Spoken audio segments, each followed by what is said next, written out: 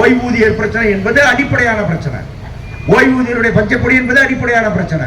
Retire ஆகிற போதே settlement வரணுங்கிறது அடிப்படையான பிரச்சனை. இதெல்லாம் கனவெல்லாம் இருந்தாதான் நீ வழக்கு போட முடியும்.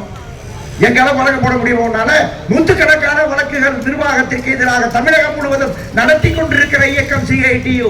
யாருக்காக நாங்கள் பின்வாங்க மாட்டோம். தொழிலாளி உழைக்கிறவனுக்கு உதவாத ஒரு ஆட்சி என்ன ஆட்சி? ஆகவே இந்த அடிப்படையான சில கோரிக்கைகள், என்ன பெரிய கோரிக்கை? என் காசு அதை கொடுக்கிறது தான் கோரிக்கை.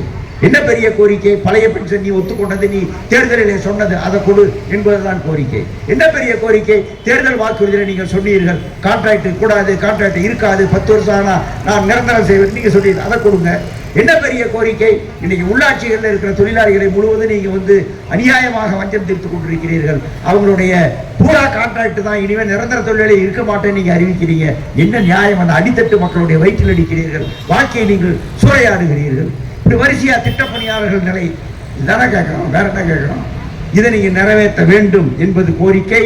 இந்த கோரிக்கை நிறைவேற்ற தவறினால் நமக்கு இப்ப பொங்கல் வந்துருச்சு. இப்ப பொங்கல் வரப்போகுது. இந்த பொங்கல் முடிவிட்டோம். பொங்கல்லையே ஒரு 1000 ரூபாய பொங்கல் வச்சுட்டாங்க. வழக்கமா கொடுக்கறது அது இப்ப இல்லைன்ட்டாங்க. அது கேட்டா அது கொஞ்சம் கஷ்டத்துல இருக்குன்னு சொல்றாங்க. இல்ல அது இல்லைண்ணா இப்பச்சா அது பொங்கல்.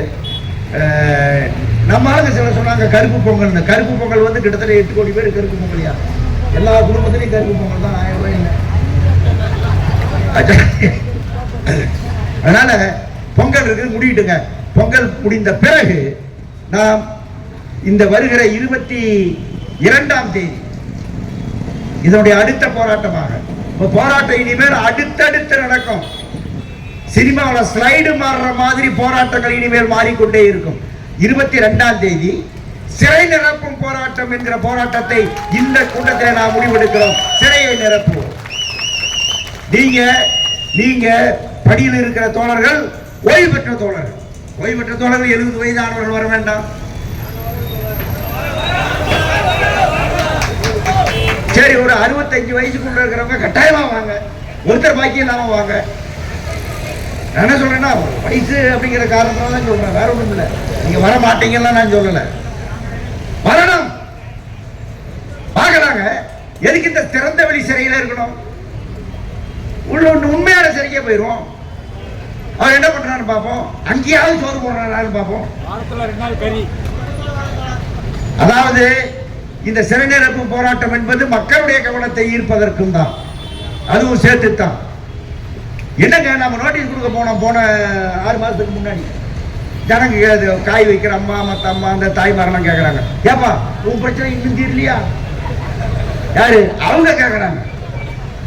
10 வருஷமா தீரலன்னா அவங்களுக்கே தெரியுது. திருப்பி நம்ம சொல்லிட்டே இருக்கிறோமா? 5-6 வேலை நிறுத்தம் நடத்திட்டோமா? நோட்டீஸ் போட்டு அவங்க கேட்கறாங்க, இன்னும் தீரலையாப்பா? என்னப்பா பண்றானுங்க அவனுங்க, என்ன அநியாயம் பண்றானுங்க என்று அவர்களை கேட்கிறார்கள். மக்களுடைய பேராதரவும் முழு ஆதரவும் போக்குவரத்து தொழிலாளியின் போராட்டத்திற்கு இருக்கிறது. அந்த அடிப்படையில் நாம இந்த சிறை நிரப்பும் போராட்டத்தை நாம் வெற்றிகரமாக நடத்த வேண்டும்.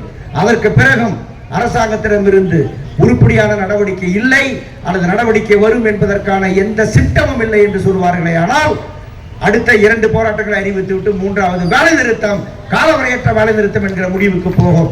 என்ன நடக்கிறதோ நடக்கட்டும் என்கிற முறையிலே நாம் முடிவெடுக்க நேரும் என்று அவர்களுக்கு சொல்லி, இங்கே மட்டுமல்ல, சாம்சங்கோ, பிளக்ஸ்ட்ரானிக்ஸோ, கார்பரேட் கம்பெனிகளோ எந்த இடத்திலும் தொழிலாளிகள் எனக்கு இது வேண்டும், என்னுடைய உரிமை இது, இதை பெற்றுத்தாருங்கள் என்று வருவார்களே. ஆனால் CIT அவர்களுக்காக நிற்கும்.